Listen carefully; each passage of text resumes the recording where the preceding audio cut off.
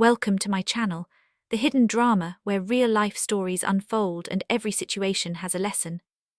Some will surprise you, some will make you think, and some might feel closer to home than you expect.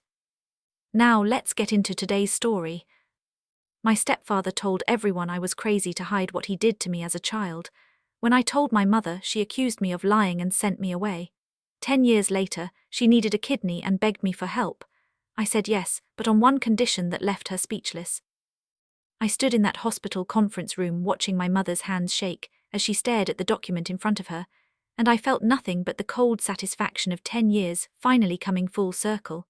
The fluorescent lights hummed above us, casting harsh shadows across her gaunt face, and for the first time since I was 18 years old, I held all the power. My stepfather Gregory sat beside her, his perfectly pressed suit and calm expression already starting to crack at the edges, and I savoured every microscopic shift in his composure like it was oxygen. This was the moment I had rehearsed 1,000 times in my head, lying awake in those sterile treatment facility beds, while everyone told me I was delusional, while my own mother chose a monster over her daughter, while the world convinced itself that I was the problem. My hands were steady as I slid the folder across the polished conference table, but inside my chest my heart hammered with a mixture of rage and vindication that made my blood sing. I had waited so long for this, planned every detail with an obsessive precision that probably proved I did have some issues, but not the ones they had diagnosed me with, not the convenient lies Gregory had planted in everyone's minds to cover what he had done to me. "Eliza, sweetheart, what is all this?" my mother asked, her voice weak and trembling just like it always was when she wanted to avoid something uncomfortable. She had called me sweetheart, as if 10 years of silence could be erased with a pet name, as if she had not sent me away to rot in that place while she played happy family with the man who destroyed me. I looked at her, really looked at her for the first time since she had shown up at my apartment 3 weeks ago begging for my kidney, and I saw how small she had become, how illness had carved away everything except the essential bones of who she was, and even that did not soften what I was about to do. She deserved this, I told myself. She chose this when she chose him. "It's my condition, Mom," I said, keeping my voice level even though every cell in my body wanted to scream. "You said you would do anything if I donated my kidney to you. Well, this is what I want." I gestured to the papers, to the lawyer sitting quietly in the corner, to the hospital administrator who had reluctantly agreed to witness this meeting after I had explained what was at stake. My mother's oncologist, Dr. Grant, sat with her arms folded, her expression carefully neutral, but I caught the flicker of understanding in her eyes when she looked at Gregory. She knew something was wrong here, I could tell, could see it in the way she positioned herself slightly away from him, in the tiny distance she maintained.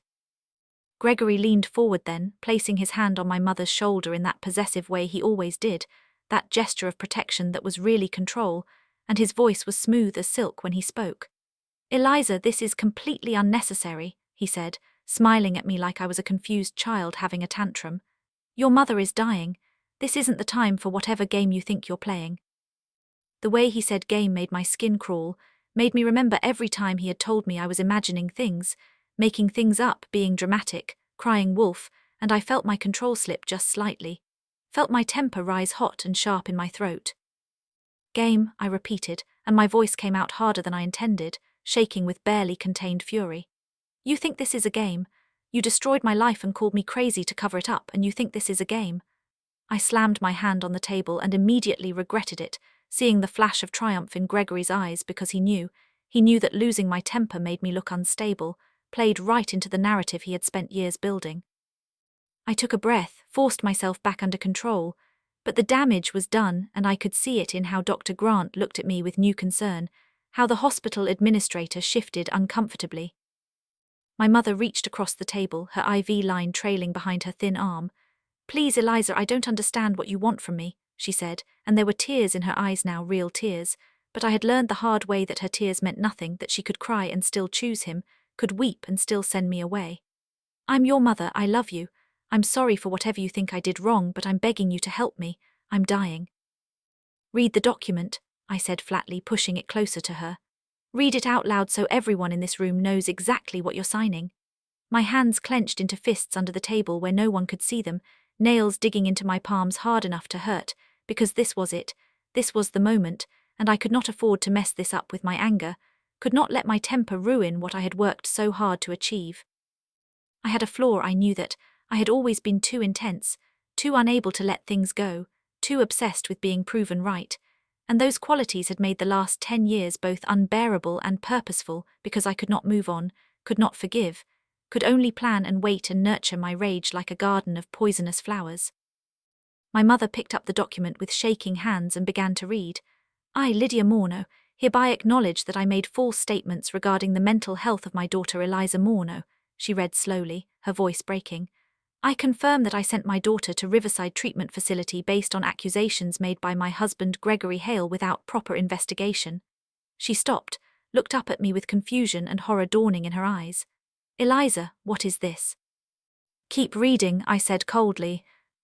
I acknowledged that my daughter's accusations against Gregory Hale were dismissed without evidence and that she was institutionalized to silence her claims, my mother continued, and now her voice was barely a whisper.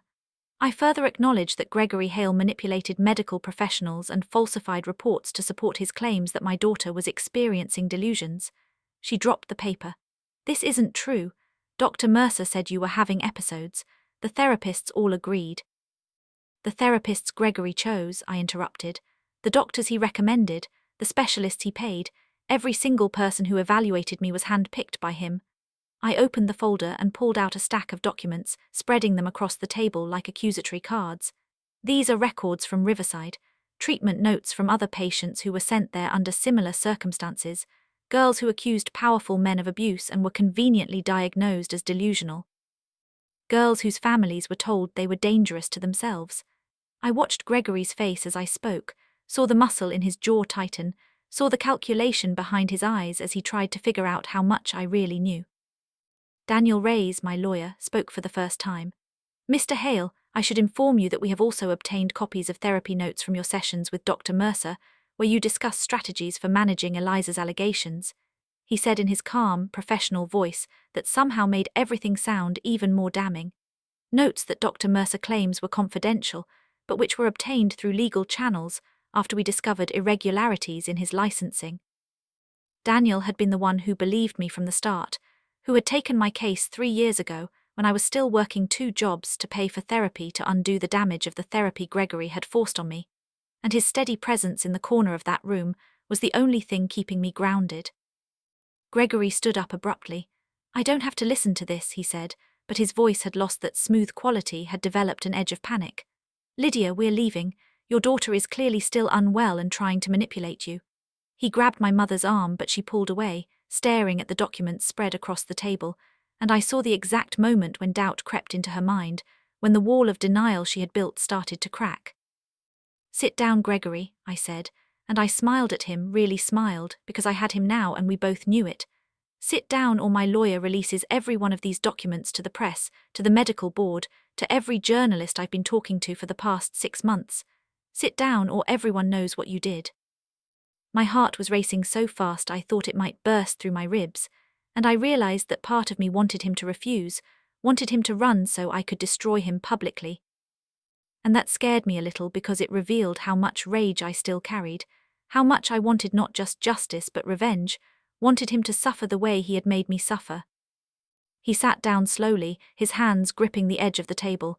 You have no proof of anything, he said, but his voice shook. I have Marina Holt, I said, pulling out another document. She was at Riverside the same time I was. She's willing to testify that you visited her there too, that you told her the same things you told me, that no one would believe her because she was crazy. I looked at my mother. I have Rebecca Simmons, who was your husband's patient before he retired from his practice, who filed a complaint that mysteriously disappeared. I have Jennifer Wu, who worked at his office and was fired after she questioned his treatment methods. I have 6 years of documentation, Mom. 6 years of tracking down everyone he hurt and everyone he silenced. My voice rose despite my efforts to stay calm. 6 years of being told I was obsessed, that I needed to let it go, that I was making myself sick by not moving on, but I couldn't move on because he took everything from me and you let him. The room was silent except for the sound of my mother crying. Dr. Grant cleared her throat. Mrs. Morno, I think you need to read the rest of that document, she said quietly. I liked her then, liked that she was not trying to smooth things over or pretend this was not happening, that she was willing to let the ugly truth sit in the room and breathe.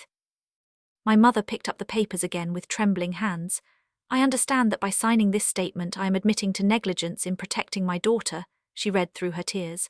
I understand that this statement may be used in legal proceedings against Gregory Hale. I sign this freely and without coercion in exchange for my daughter's agreement to donate her kidney. She looked up at me. You're blackmailing me, your own mother, while I'm dying. No, I said, and my voice was hard as stone. I'm asking for the truth you should have fought for 10 years ago, the truth you should have demanded when your daughter begged you to believe her, the truth you owed me instead of sending me away to make your life easier. I felt tears burning behind my own eyes, but I refused to let them fall, refused to show weakness in front of Gregory, refused to give him the satisfaction of seeing me break. You want my kidney. You want me to save your life, then you save mine first. You give me back the credibility you took from me. You admit what you did. Gregory stood up again. Lydia, don't sign that, he said urgently. She's manipulating you, can't you see? This is exactly the kind of unstable behavior we were trying to help her with. She's sick, honey, she needs help, not. Shut up, my mother said, and everyone in the room froze because I had never heard her speak to him that way, had never heard her stand up to him in any capacity. Just shut up, Gregory. I need to think. She held the document, reading it over and over, and I watched her face change as she processed what she was being asked to acknowledge, as the implications sank in, as she perhaps for the first time truly considered that maybe I had been telling the truth all along. Mom, I said, softening my voice slightly because this was it. This was the moment that would determine everything, and I needed her to choose right for once in her life. I was 18 years old. I came to you crying, terrified, and I told you what he did to me in my bedroom when you were at work. I told you how he touched me, how he came into my room at night, how he said things to me that made me want to disappear. And you looked at me like I was lying. You looked at me like I was trying to ruin your happiness because I was jealous or troubled or acting out. You didn't even question him, didn't even consider for 1 second that I might be telling the truth. You just let him convince you I was crazy and you signed the papers to send me away. My voice cracked despite my best efforts. Do you know what that did to me? Do you know what it's like to have your own mother choose the man who hurt you over your word? To be locked up and medicated and told you're delusional when you absolutely know you're telling the truth. My mother was sobbing now, her thin shoulders shaking. I didn't know, she whispered. I thought I was helping you, I thought you were having a breakdown, the doctors all said. Doctors he chose, I shouted, losing my control again, slamming both hands on the table and making everyone jump. Why can't you hear that? Why can't you understand that he orchestrated everything? He found doctors who would say what he wanted them to say. He created a paper trail that made me look unstable. He isolated me from my friends by telling you I was being a bad influence on them. He monitored my computer and my phone and told you he was being a concerned parent. He groomed you just as much as he groomed me, Mom, except he groomed you to not believe me when I finally told. I was breathing hard, my face hot with anger, and I saw Daniel give me a warning look from the corner, reminding me to stay calm. But calm had left the building, and all that remained was 10 years of compressed fury, expanding in my chest like a supernova. Gregory stood up and headed for the door.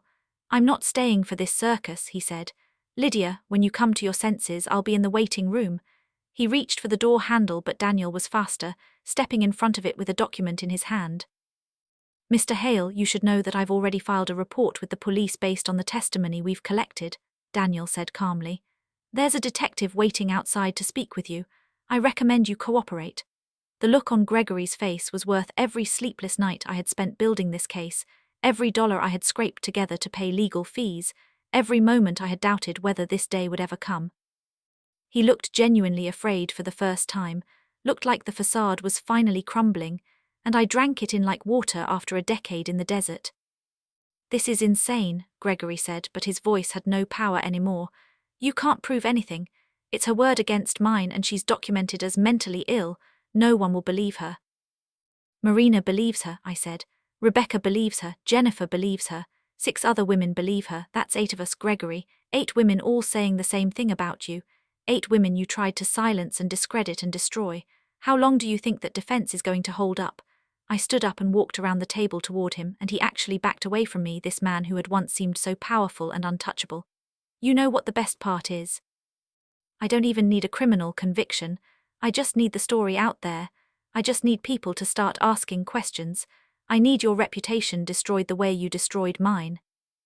My mother's voice cut through the tension. Did you do it? she asked Gregory, her voice so quiet I almost did not hear her. Did you hurt my daughter? The silence that followed was deafening. Gregory looked at her, opened his mouth, closed it again. His lawyer face came back, the smooth denials forming, but something in my mother's expression must have stopped him because he just stood there, trapped between the door and the truth. Answer me, my mother said louder now. Did you touch my daughter? It wasn't like she's making it sound, Gregory finally said, and those words were confession enough. She was confused about appropriate boundaries. I was trying to help her understand. Get out, my mother said. Get out right now, don't come back, don't call, don't contact me, get out of this hospital and out of my life. Her voice rose to a scream. Get out.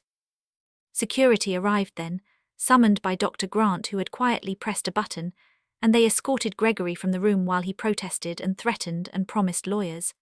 I watched him go, watched him be removed from the space like the contamination he was, and I felt something loosen in my chest that had been tight for so long I had forgotten what it felt like to breathe fully. This was not the end, I knew that. There would be trials and depositions and articles and scrutiny, but this moment right here was enough. This moment of him being forced out while my mother finally chose me was enough. My mother and I sat in silence for a long time after he left. The hospital administrator quietly excused himself, saying he would file the necessary reports. Dr. Grant stayed, her presence somehow comforting in its neutrality. Daniel remained in his corner, giving us space but staying close in case I needed him. I don't expect you to forgive me, my mother finally said, her voice hoarse from crying. I don't deserve forgiveness, but I'm asking you to believe that I really thought I was doing the right thing. I really believed you were sick and needed help. That's the problem, Mom, I said, exhausted now that the adrenaline was fading. You believed him more than you believed me. Your own daughter told you she was being abused, and you chose to believe she was delusional instead because that was easier for you. Because questioning him meant questioning your marriage, your choices, your life. It meant admitting you brought a predator into our home. So you took the easy way out and sacrificed me to maintain your comfortable illusions. I slumped in my chair, suddenly feeling every bit of the 10 years I had spent fighting. And the worst part is I understand why you did it. I understand the psychology of it, the denial, the cognitive dissonance, the self-protection, but understanding it doesn't make it hurt less. Will you still do it? She asked quietly. Will you still give me your kidney? I looked at her, this small broken woman who was my mother, who had failed me in the most fundamental way possible, but who I still could not quite hate despite everything. My fatal flaw had always been that I cared too much, felt too deeply, held on too tightly to things I should release. I had spent 10 years planning this revenge, orchestrating this confrontation, building toward this moment of forcing her to acknowledge the truth, and now that I had it, now that she had signed the statement and chosen me over him, I felt hollow.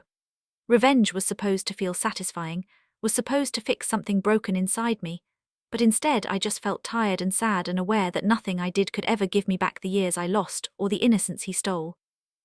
Yes, I said finally, I'll do it, not because you deserve it but because I'm not him. I'm not someone who lets people suffer when I have the power to help them. I'm not someone who punishes people by withholding care. I picked up the signed statement, folded it carefully and handed it to Daniel. But after this is done, after you recover, I need space from you. I need time to figure out if we can ever have any kind of relationship that isn't poisoned by what happened. And you need to understand that me saving your life doesn't mean I'm okay, doesn't mean we're fixed, doesn't mean everything is forgiven just because I gave you an organ. My mother nodded, tears streaming down her face. I understand, she whispered. And Eliza, I am so sorry. I am so sorry for not protecting you when you needed me to. I'm sorry for not believing you. I'm sorry for sending you away. I'm sorry for wasting 10 years we could have had together. I'm sorry for everything. The surgery was scheduled for 2 weeks later. In that time, Gregory was arrested based on the testimony Daniel and I had compiled. The story broke in the local news, then got picked up nationally because it involved a respected former doctor using his position to abuse young women and then weaponizing psychiatry to discredit them. Marina and I both gave interviews, our faces shown in shadow to protect our identities, but our voices clear and strong as we told our stories. 3 more women came forward after the news broke, women we had not even known about, women Gregory had hurt in other contexts, and suddenly the case against him was overwhelming. My mother called me the night before the surgery. I saw the news, she said. I saw all those women. "Oh God, Eliza, what did I let into our home? What did I do to you?" "You made a mistake," I said, surprised to find that I meant it. A horrible, devastating mistake that had consequences neither of us could have fully anticipated. "But you're here now. You're believing me now. That has to count for something." We talked for an hour, really talked for the first time in a decade, and I felt some small part of the wall between us begin to crumble, though I knew it would take years to fully dismantle if it ever came down at all. The surgery went smoothly. Dr. Grant said my kidney took immediately, that my mother's body accepted it without complications, that she would likely add years to her life because of it.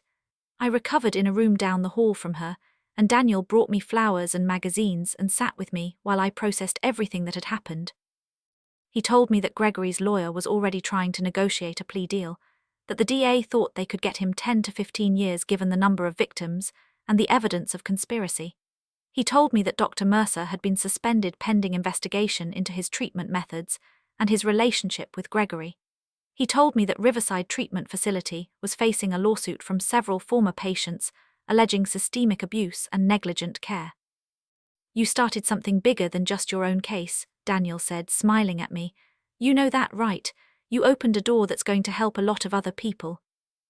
I thought about that as I lay in my hospital bed, my side aching from the incision but my mind clearer than it had been in years. I had wanted revenge, had dreamed about it, had planned every detail of forcing my mother to acknowledge the truth and watching Gregory's world fall apart. And I had gotten it, had achieved everything I set out to do and more. But revenge was not what I thought it would be. It was not clean or simple or purely satisfying. It was messy and complicated, and left me with questions about who I had become in pursuit of it, about what I had sacrificed in terms of my own peace and growth by holding on to rage for so long. My mother visited me as soon as she was strong enough to walk. She stood in my doorway looking fragile and uncertain, and I realized she was afraid of me now, afraid of my judgment, afraid I would change my mind about having any contact with her. "Can I come in?" she asked quietly. "Yes," I said, and she sat in the chair beside my bed, reaching tentatively for my hand. I let her take it, felt her papery skin against mine, and thought about all the times I had needed her to hold my hand and she had not been there. But she was here now, that had to mean something. "I've been thinking about something you said," she told me. "About how I chose the easy path, how I protected my own comfort instead of protecting you. And you were right. I spent so much of my life avoiding difficult truths, avoiding conflict, trying to keep everything smooth and pleasant and easy. I told myself I was being mature, being reasonable, being the adult in the room, but really I was just being a coward." She squeezed my hand gently. "And my cowardice almost killed my daughter, almost let a monster keep hurting people, almost destroyed you completely. I can't undo that. I can't go back and make different choices. But I can promise you that I'm done being a coward. I'm done choosing easy over right." We cried together then, really cried, and it felt like a release of something toxic that had been building between us for years. It felt like the first honest moment we had shared since I was 18 years old and tried to tell her the truth. It did not fix everything, did not heal all the wounds, but it was a beginning, which was more than I had dared to hope for. 3 months later, I received an envelope in the mail from Riverside Treatment Facility. Inside was a letter from an investigative journalist named Sarah Chen, who was working on a story about systemic abuse in private psychiatric facilities. She had heard about my case, about how I had fought back against false diagnosis and forced institutionalization, and she wanted to know if I would speak with her about my experience. She included a list of over 30 former patients from Riverside who had come forward with similar stories, who had been sent there by family members at the urging of doctors who were more interested in filling beds than providing actual care, who had been drugged and isolated, and told they were crazy when they tried to advocate for themselves. I stared at that list for a long time, seeing name after name of people whose stories probably echoed my own, people who had been silenced and dismissed and traumatized by the very system that was supposed to help them. And I realized that my revenge against Gregory and my mother had been personal, had been about my own need for validation and justice, but this was something bigger. This was about a broken system that allowed predators to weaponize mental health treatment, that enabled abusers to hide behind medical authority, that sacrificed vulnerable people to protect institutional reputations and profit margins. I called Sarah that same day and agreed to be interviewed. I spent hours on the phone with her, telling her everything about my experience at Riverside, about the medications I was forced to take that made me feel like a zombie, about the isolation rooms they used as punishment for questioning treatment, about the therapy sessions where staff members told me repeatedly that my memories were false and my perceptions were distorted, until I almost started to believe them. I gave her copies of my medical records from that time, documents I had obtained through legal channels, records that showed how my diagnoses changed depending on which Dr. Gregory had paid off, how my symptoms were exaggerated or invented to justify continued institutionalization. The article came out 6 months after my surgery. It was published in a major news magazine with my photo on the cover, my face no longer in shadow but clear and defiant, alongside photos of Marina and 4 other women who had agreed to be identified. The headline read, "Weaponizing Psychiatry: How Predators Use Mental Health Systems to Silence Victims." The article was devastating in its detail, comprehensive in its research, and it sparked a national conversation about consent and coercion in psychiatric treatment, about the need for patient advocacy and oversight, about the ways vulnerable people are failed by systems designed to protect them. Gregory's case went to trial, and he was convicted on multiple counts of sexual abuse and conspiracy. He was sentenced to 23 years in prison, and he cried in the courtroom as the verdict was read, insisting he had done nothing wrong, that he had been trying to help troubled girls, that they had all misunderstood his intentions. I sat in the gallery with Marina beside me, and we held hands as we watched him be led away in handcuffs, and I felt something I had not expected to feel, pity. He looked old and pathetic and broken, nothing like the powerful authority figure who had once controlled every aspect of my life, and I realized that my revenge had been complete not because I had destroyed him, but because I had revealed him, had stripped away his mask and shown everyone exactly who he really was. My mother testified at the trial. She stood on the witness stand and admitted publicly that she had failed to protect me, that she had believed her husband's lies over her daughter's truth, that she had enabled his abuse through her willful blindness.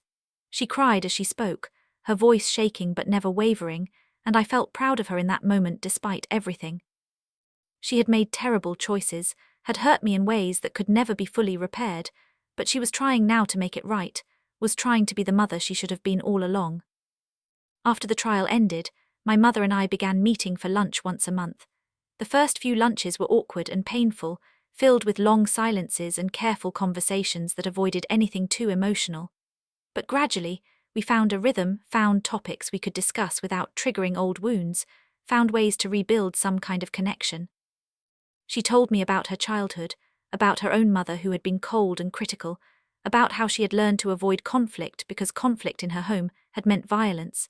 She told me she understood now that she had repeated patterns, had chosen Gregory because he seemed safe and stable, had ignored warning signs because acknowledging them would have meant admitting she had made another bad choice after promising herself she would never end up like her mother. I told her about my life after Riverside, about the years I spent working minimum wage jobs while putting myself through night school, about the therapists I saw who actually helped me process trauma instead of denying it existed, about the slow, painful work of rebuilding my sense of self after it had been systematically dismantled. I told her about my dreams of becoming an advocate for psychiatric patients' rights, about wanting to work toward reforming the systems that had failed me and so many others. I told her I still had nightmares sometimes, still had moments when someone's voice or gesture would trigger a flashback, still carried anger that flared up at unexpected moments. "I'm not fixed," I told her over coffee one afternoon. "I'm not magically healed because justice was served. I'm still angry sometimes. I still have trust issues and control issues and probably always will. But I'm working on it. I'm trying to channel all that intensity into something productive instead of letting it eat me alive." "You're stronger than I ever was," my mother said quietly. "Stronger than I will ever be, and I'm proud of you even though I have no right to be." A year after the surgery, I received another letter, this one from a woman named Jennifer Kim, who had been at Riverside during the same period I was there, but whom I had never met because we were kept in different wings. She wrote that she had read the article, had seen my interviews, had followed Gregory's trial, and she wanted to thank me for being brave enough to speak up. She wrote that my story had given her the courage to start her own legal process against the therapist who had convinced her parents she was schizophrenic when she was really just gay and scared to come out.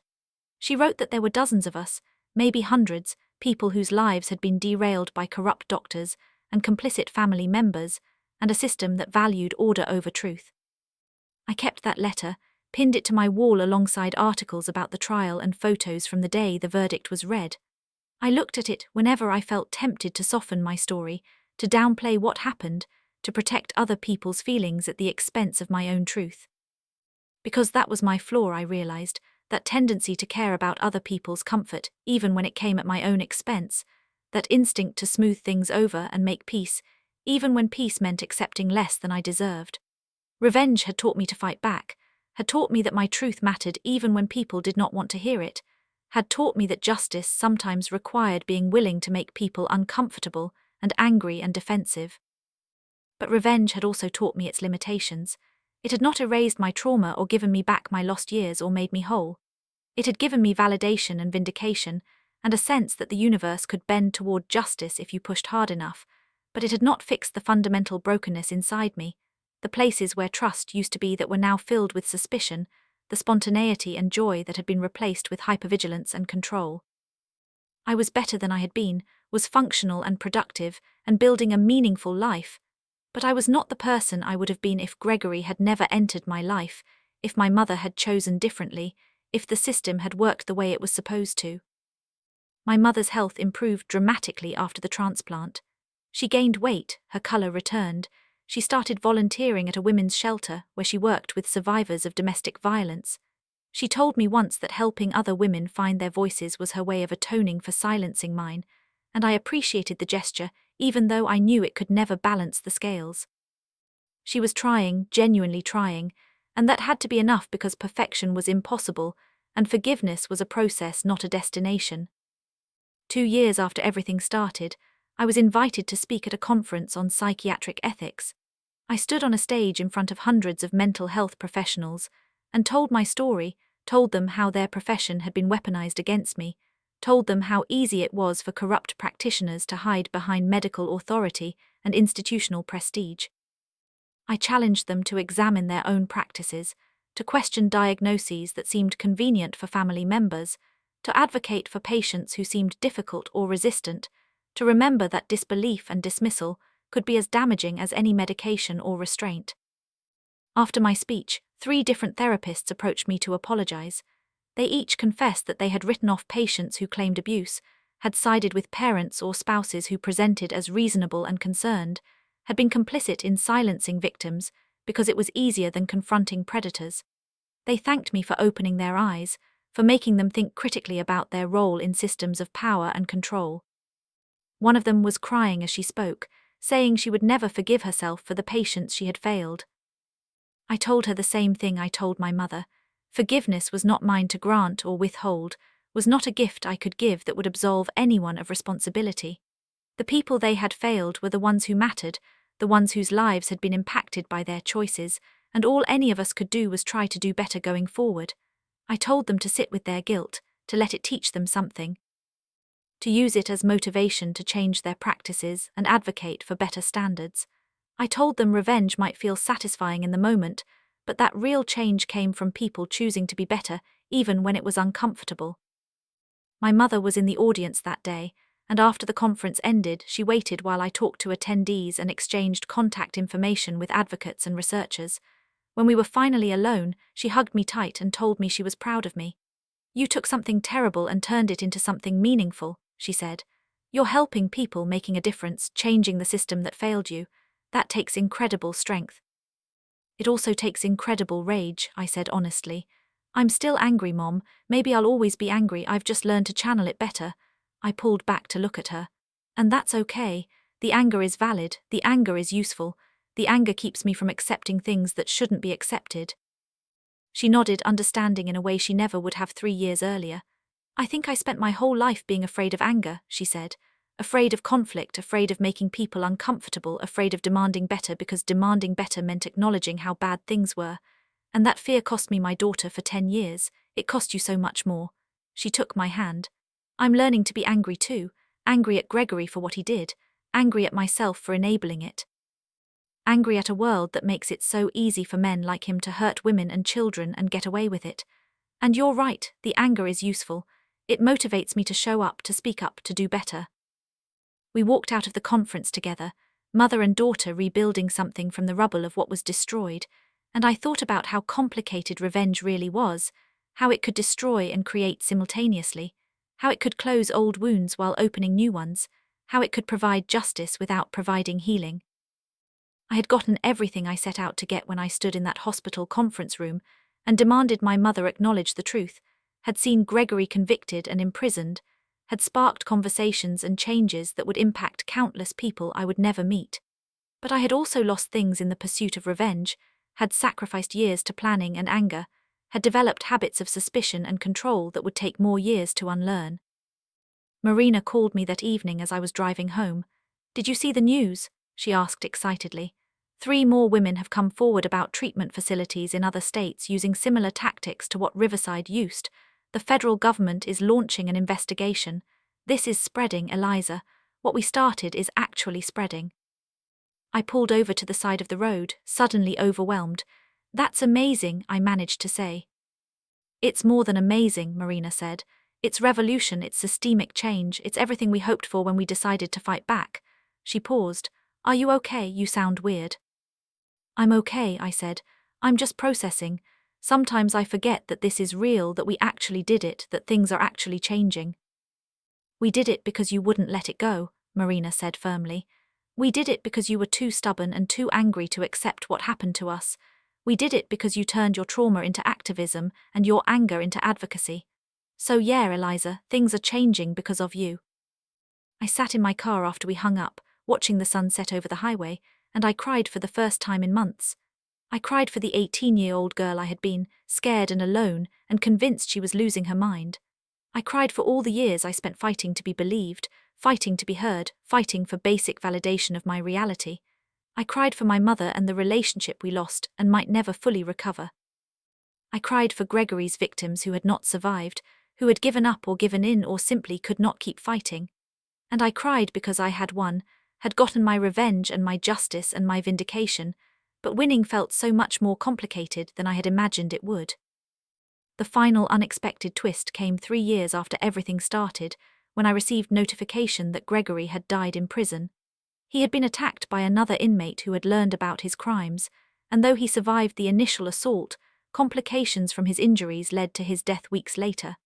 My first reaction was satisfaction, a surge of dark gladness that he had suffered and that the world was rid of him. My second reaction was guilt about the first reaction, shame that I could feel happy about anyone's death. My third reaction was grief, not for him, but for the whole terrible situation, for the fact that it took his death to make me feel safe, for the reality that violence had ended his life just as his violence had damaged so many others. I called my mother to tell her. She was quiet for a long time before speaking. "I don't know how I'm supposed to feel," she finally said. "Relief, sadness, nothing at all." "All of that probably," I said. "Emotions aren't logical. We're allowed to feel complicated things about complicated people and complicated situations." "I wasted 20 years of my life with him," she said softly. 20 years I could have spent with you, watching you grow up, supporting you, being the mother you deserved. And for what? For a man who turned out to be a monster, for a marriage that was built on lies, for a false sense of security and stability." She sighed deeply. "I guess what I'm feeling most is regret, overwhelming regret for all the choices I made that led us here." "Me too," I admitted. "Regret for the years I spent consumed by anger, for relationships I didn't pursue because I was too focused on revenge, for opportunities I missed because I was building a case instead of building a life. I got my justice, but I also lost a lot in the pursuit of it." "Do you wish you had done things differently?" she asked. I thought about that for a long time before answering. "No," I finally said. "I wish the circumstances had been different, wish none of this had ever happened, wish Gregory had never entered our lives. But given that it did happen, I don't think I could have chosen differently and still been true to myself. I needed to fight back. I needed to be heard. I needed to force the world to acknowledge what he did. Maybe that makes me vindictive or obsessive or unable to let things go, but it's who I am, and I think I've made peace with that." We talked for another hour, and when we finally hung up I felt something I had not felt in years: closure. Not perfect closure, not the kind that wrapped everything up neatly and left no loose ends, but real human messy closure that acknowledged both the justice achieved and the costs incurred, both the victory won and the scars that would never fully heal.